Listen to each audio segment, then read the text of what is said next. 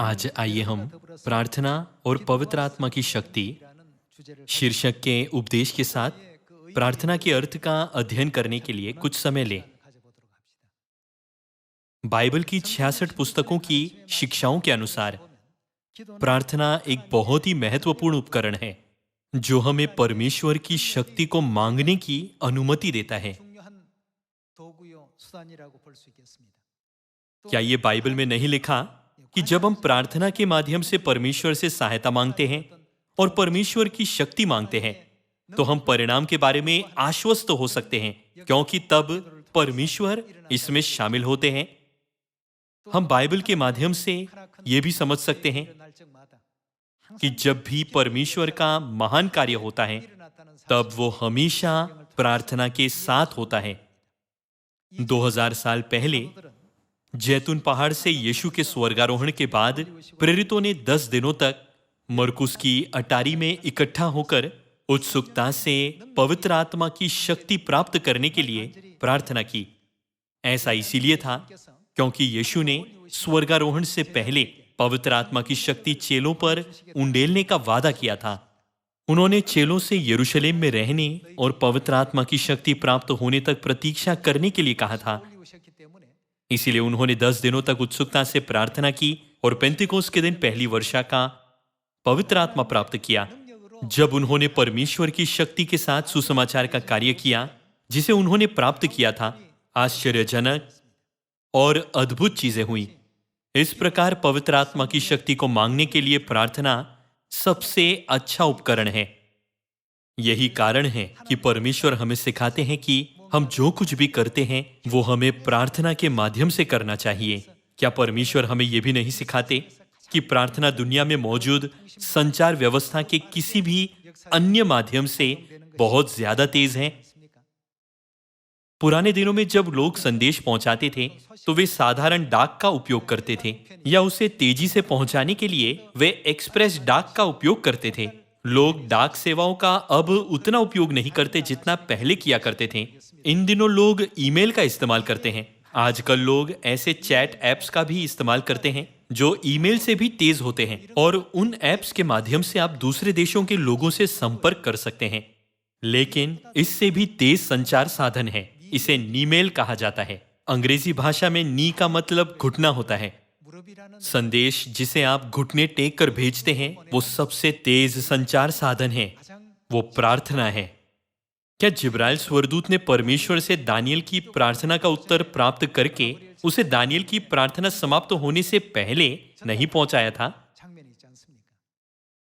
इसीलिए हमारे विश्वास के जीवन में प्रार्थना अत्यावश्यक है। आइए हम मत्ती अध्याय 7 वचन 7 पढ़ें। मांगो तो तुम्हें दिया जाएगा, ढूंढो तो तुम पाओगे, खटखटाओ तो तुम्हारे लिए खोला जाएगा। क्योंकि जो कोई मांगता है उसे मिलता है। ये मेरे शब्द नहीं हैं, परंतु ये परमेश्वर के वचन हैं जो उन्होंने 2000 वर्ष पहले दिए जब वो इस पृथ्वी पर शरीर में होकर आए थे। क्योंकि जो कोई मांगता है उसे मिलता है, और जो ढूंढता है वो पाता है, और जो खटखटाता है उसके लिए खोला जाएगा। आयत 9, तुम में से ऐसा कौन मनुष्य है कि यदि उसका पुत्र उससे रोटी मांगे तो वो उसे पत्थर दे, या मछली मांगे तो उसे सांप दे? अतः जब तुम बुरे होकर अपने बच्चों को अच्छी वस्तुएं देना जानते हो तो तुम्हारा स्वर्गीय पिता अपने मांगने वालों को अच्छी वस्तुएं क्यों न देगा। यहां परमेश्वर ने कहा, मांगो और जो कुछ तुम मांगोगे वो तुम्हें दिया जाएगा। इसीलिए आइए हम यत्न से मांगे। परमेश्वर कहते हैं, प्रार्थना करो तो तुम्हें दिया जाएगा, ढूंढो तो तुम पाओगे, खटखटाओ तो तुम्हारे लिए खोला जाएगा। अगर हमारे जीवन में कुछ ऐसा है जिसने हमें फंसा हुआ या निराश महसूस कराया है, या जिसके लिए हमें कोई समाधान नहीं नजर आता, तो हमें पिता और माता के अनुग्रह के अंदर खटखटाना चाहिए और उत्सुकता से मांगना चाहिए। जब हम खटखटाते हैं तो हमें केवल एक बार खटखटाना नहीं चाहिए। यदि ये नहीं खुलता तो हमें तब तक खटखटाते रहना चाहिए जब तक कि वो खुल न जाए, इसीलिए परमेश्वर ने कहा है, यहां तक कि इस संसार के लोग भी अपने बच्चों को जो कुछ भी वे मांगते हैं वो देते हैं। तो तुम्हारा स्वर्गीय पिता वो जो तुम मांगते हो तुम्हें क्यों न देगा। आइए हम मरकुस अध्याय 9 पर जाएं। हम ये जानते हैं, लेकिन कभी कभी हम इसे अभ्यास में नहीं लाते। परिणाम स्वरूप हम परमेश्वर की प्रतिज्ञा का स्वाद चखने और उसे महसूस करने में असफल हो जाते हैं। मरकुस अध्याय 9 वचन 25 में यह लिखा है, जब यीशु ने देखा कि लोग दौड़कर भीड़ लगा रहे हैं, तो उसने अशुद्ध आत्मा को यह कहकर डांटा, हे गूंगी और बहरी आत्मा, मैं तुझे आज्ञा देता हूं, उसमें से निकला और उसमें फिर कभी प्रवेश न करना। तब वो चिल्लाकर और उसे बहुत मरोड़कर निकल आई और बालक मरा हुआ सा हो गया। यहां तक कि बहुत लोग कहने लगे कि वो मर गया। परंतु यीशु ने उसका हाथ पकड़ के उसे उठाया और वो खड़ा हो गया। जब वो घर में आया तो उसके चेलों ने एकांत में उससे पूछा, हम उसे क्यों न निकाल सके। उसने उनसे कहा, ये जाति बिना प्रार्थना किसी और उपाय से नहीं निकल सकती। हमें प्रतिदिन अपनी प्रार्थनाओं को संचित करने की आवश्यकता है। क्या बाइबल ये नहीं कहती कि जब परमेश्वर की शक्ति मांगने की हमारी प्रार्थनाएं जमा हो जाती है और यदि हमारी प्रार्थनाएं परमेश्वर की इच्छा के अनुसार होती है, तो परमेश्वर अंत में हमारी सभी प्रार्थनाओं का उत्तर देंगे। परमेश्वर ने स्पष्ट रूप से कहा, यदि तुम मांगोगे तो मैं तुम्हें वो दूंगा, यदि तुम ढूंढोगे तो तुम पाओगे, यदि तुम खटखटाओगे तो तुम्हारे लिए खोला जाएगा। ये परमेश्वर का वादा है। परमेश्वर मनुष्यों की तरह कभी झूठ नहीं बोलते या कोई ऐसा वादा नहीं करते जिसे वो पूरा नहीं कर सकते। इसीलिए हमें सुबह की प्रार्थना के समय और दोपहर की प्रार्थना के समय लगन से प्रार्थना करनी चाहिए। हम दिन भर में जो कुछ भी करते हैं उसके लिए भी हमें प्रार्थना करनी चाहिए। जब हम प्रार्थना करते हैं तो हमें परमेश्वर के इस वादे पर विश्वास करना चाहिए कि जब तुम मांगोगे तब तुम्हें दिया जाएगा, और जब तुम खटखटाओगे तब तुम्हारे लिए खोला जाएगा, और जब तुम ढूंढोगे तब तुम पाओगे। विश्वास के पूर्वजों के बहुत से उदाहरण हैं जिन्होंने प्रार्थना के द्वारा आशीषें प्राप्त की। एलिया की प्रार्थना से करमेल पर्वत पर 850 झूठे भविष्यवक्ताओं को पराजित किया गया। यहोशू की प्रार्थना के द्वारा परमेश्वर ने युद्ध के दौरान सूर्य को पूरे दिन आकाश में स्थिर रखा और चंद्रमा को आने से रोक दिया। ऐसी अद्भुत शक्ति प्रदर्शित हुई जब परमेश्वर ने उसकी प्रार्थना का उत्तर दिया। यीशु ने जैतून के पहाड़ पर जो प्रार्थना की थी, क्या वो भी पूरी मानव जाति को उद्धार की ओर ले जाने का अद्भुत कार्य नहीं थी? हम सभी के लिए जो परमेश्वर पर विश्वास करते हैं, प्रार्थना वास्तव में आवश्यक है। जब हम प्रार्थना करते हैं तो हमें बिना विश्वास के बार बार सिर्फ बातें नहीं कहनी चाहिए, बल्कि हमें पूरे मन से प्रार्थना की शक्ति पर विश्वास रखना चाहिए। मांगो तो तुम्हें दिया जाएगा, ढूंढो तो तुम पाओगे, खटखटाओ तो तुम्हारे लिए खोला जाएगा। यह परमेश्वर की प्रतिज्ञा है। क्योंकि परमेश्वर ने मानव जाति को वो वादा दिया था जब वो इस पृथ्वी पर शरीर में होकर आए थे। इसीलिए आइए हम परमेश्वर के पवित्र आत्मा की शक्ति प्राप्त करने के लिए यत्न से मांगे और सामरिया और पृथ्वी की छोर तक सुसमाचार के प्रचार के कार्य के लिए प्रार्थना की महान शक्ति का अनुभव करें। 2000 साल पहले प्रेरितों ने प्रार्थना सप्ताह के दौरान यत्न से प्रार्थना करके पवित्र आत्मा प्राप्त किया था।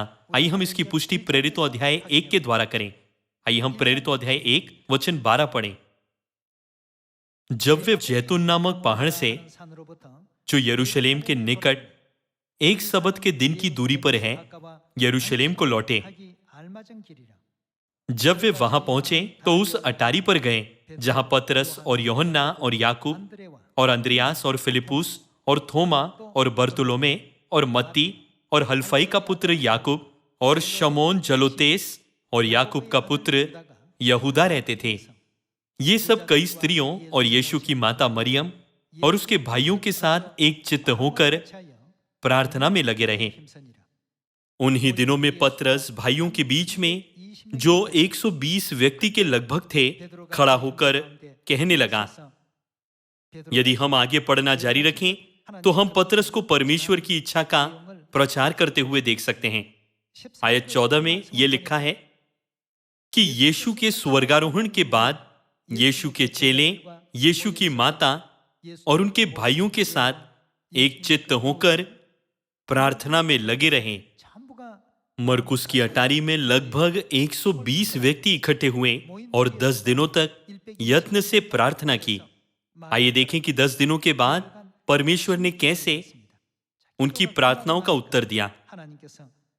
आइए हम प्रेरितों अध्याय 2:1 पर जाएं। जब पेंतिकोस्त का दिन आया तो वे सब एक जगह इकट्ठे थे। एकाएक आकाश से बड़ी आंधी की सी सनसनाहट का शब्द हुआ और उससे सारा घर जहां वे बैठे थे गूंज गया, और उन्हें आग की सी जीभें फटकती हुई दिखाई दी और उनमें से हर एक पर आ ठहरी। वे सब पवित्र आत्मा से भर गए और जिस प्रकार आत्मा ने उन्हें बोलने की सामर्थ्य दी, वे अन्य अन्य भाषा बोलने लगे। आकाश के नीचे की हर एक जाति में से भक्त यहूदी यरूशलेम में रह रहे थे।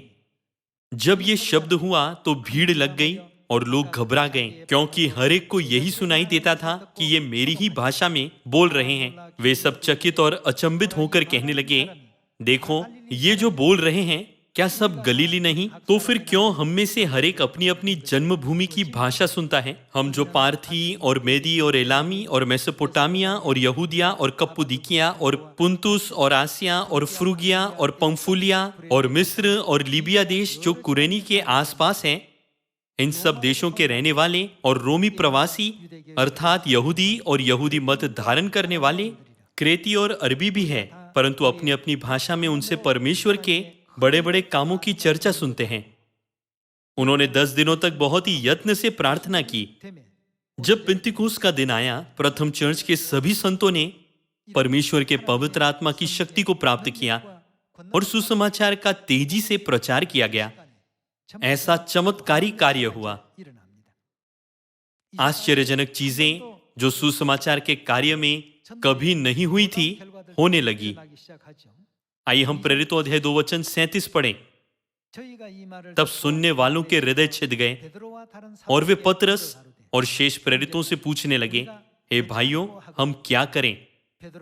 पतरस ने उनसे कहा, मन फिराओ और तुम में से हर एक अपने अपने पापों की क्षमा के लिए यीशु मसीह के नाम से बपतिस्मा ले, तो तुम पवित्र आत्मा का दान पाओगे, क्योंकि ये प्रतिज्ञा तुम और तुम्हारी संतानों और उन सब दूर दूर के लोगों के लिए भी है जिनको प्रभु हमारा परमेश्वर अपने पास बुलाएगा। उसने बहुत और बातों से भी गवाही दे देकर समझाया कि अपने आप को इस टेढ़ी जाति से बचाओ। अतः जिन्होंने उसका वचन ग्रहण किया, उन्होंने बपतिस्मा लिया और उसी दिन 3000 मनुष्यों के लगभग उनमें मिल गए। ये सब पेंतिकोस्त के दिन प्रथम चर्च के पहली वर्षा का पवित्र आत्मा प्राप्त करने के बाद हुआ। जब लोगों ने स्वर्गारोहण के दिन यीशु का स्वर्गारोहण देखा तो वे चकित और आनंदित हुए। इसीलिए उन्होंने इकट्ठे होकर उत्सुकता से प्रार्थना की। जो इकट्ठे हुए थे उनकी संख्या लगभग 120 थी। यीशु ने 3.5 साल तक सुसमाचार का प्रचार करने के दौरान बहुत से चिन्ह, अद्भुत कार्य और चमत्कार दिखाए। उन्होंने जौ की 5 रोटियों और 2 मछलियों से 5000 लोगों को खिलाकर अपनी आश्चर्यजनक सामर्थ्य को दिखाया और बचे हुए टुकड़ों से 12 टोकरे भर गए। हालांकि केवल 120 लोगों ने ही यीशु पर विश्वास किया। 3.5 साल के बाद केवल 120 विश्वासी थे। लेकिन पवित्र आत्मा को प्राप्त करने के बाद पतरस ने एक दिन में कितने लोगों की बपतिस्मा की ओर अगुवाई की? उसने 3.5 वर्ष का समय नहीं लिया, परंतु केवल एक दिन में 3000 लोगों की बपतिस्मा की ओर अगुवाई की। चेलों के लिए पवित्र आत्मा की इस शक्ति को प्राप्त करना कैसे संभव था? यदि आप अध्याय 1 आयत 14 से पढ़ें तो चेलों ने एक साथ क्या किया? ये सब एक चित्त होकर प्रार्थना में लगे रहे। मरकुस अध्याय 9 में यीशु ने कहा, ये जाति बिना प्रार्थना किसी और उपाय से नहीं निकल सकती। ईमानदारी से प्रार्थना करो, मांगो तो तुम्हें दिया जाएगा, ढूंढो तो तुम पाओगे, खटखटाओ तो तुम्हारे लिए खोला जाएगा। सभी लोगों इस पृथ्वी पर कुछ कार्य हैं जिसे हमें पिता के आगमन तक करना चाहिए। हमें अपने खोए हुए भाई और बहनों को ढूंढना चाहिए, और चूंकि परमेश्वर ने कहा चाहिए कि तुम सिद्ध बनो जैसा तुम्हारा स्वर्गीय पिता सिद्ध है, हमें अपने अंदर की अपूर्ण चीजों को बदलना चाहिए, यहाँ तक कि उन सभी चीजों को भी जिन्हें बदलना हमें कठिन लगता है। ऐसा करने के द्वारा जब परमेश्वर आएंगे तो क्या हम उनके सामने निर्दोष और निष्कलंक खड़े नहीं हो पाएंगे? क्योंकि सभी मनुष्यों के पास पाप में स्वभाव है, इसीलिए हम ये स्वयं नहीं कर सकते। ये केवल परमेश्वर की सहायता से ही किया जा सकता है, क्योंकि वो हमें ठीक करते हैं और बदलते हैं। एक दिन में 3000 लोगों को पश्चाताप की ओर ले जाने का कार्य पतरस की अपनी क्षमता से नहीं किया जा सकता था। उसने परमेश्वर से पवित्र आत्मा मांगा।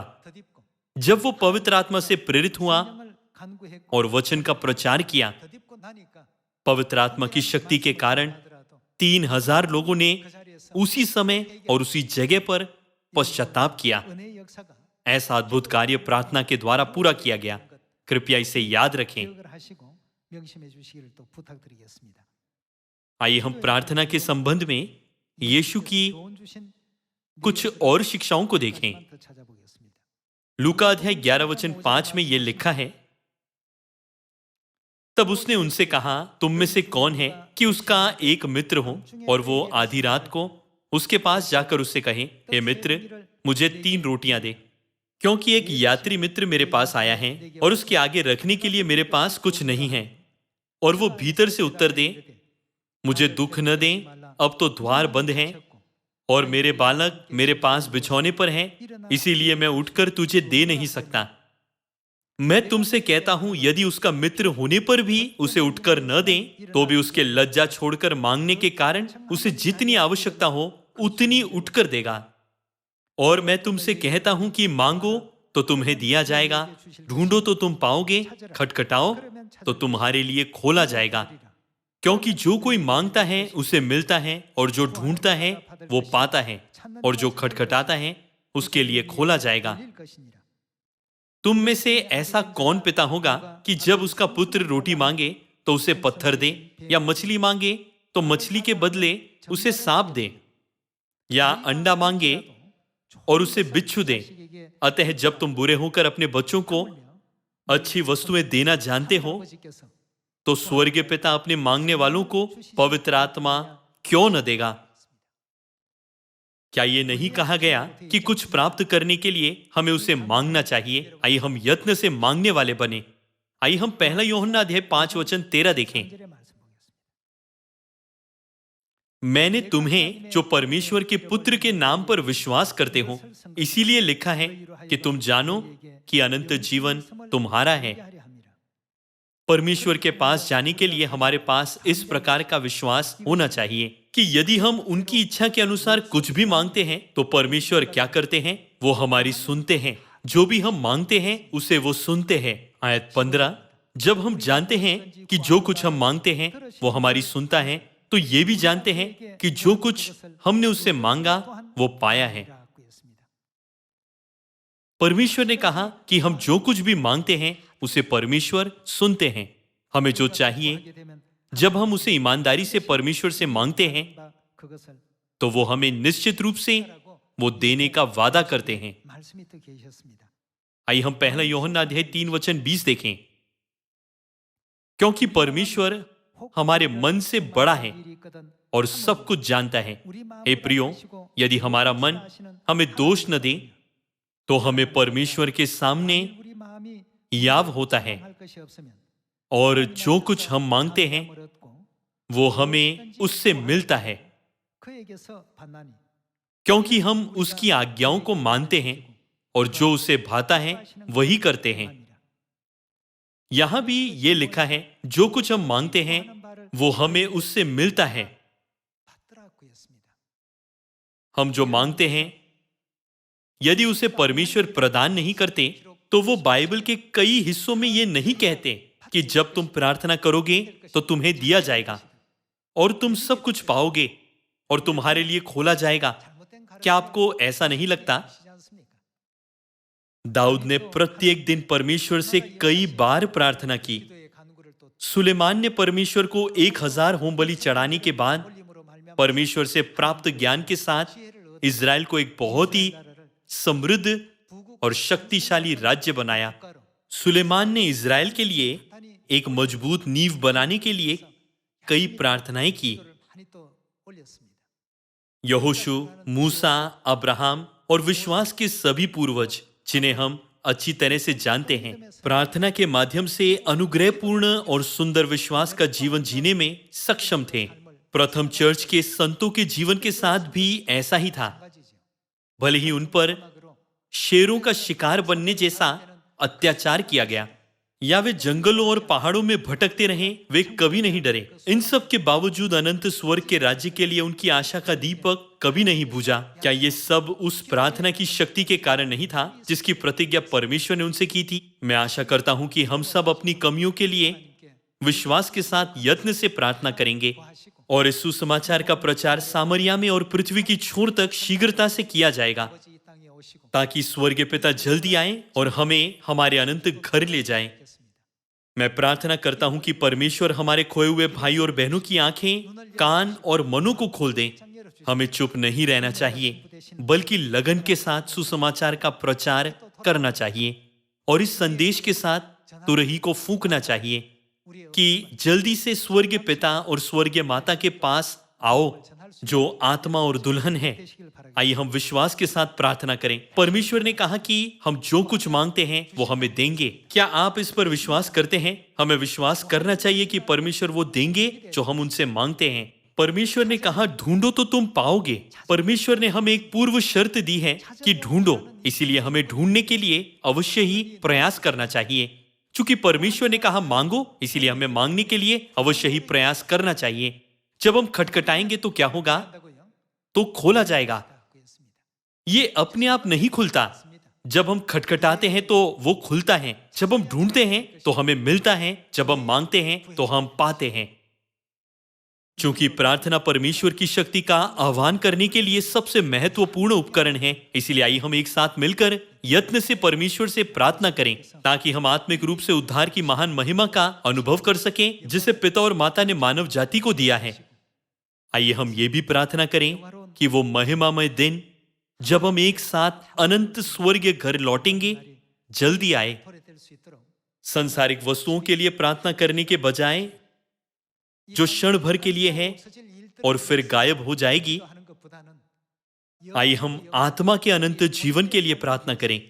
सियोन के परिवार के सदस्यों से ऐसा करने के लिए कहते हुए मैं आज का उपदेश समाप्त करना चाहूंगा। आपका बहुत बहुत धन्यवाद।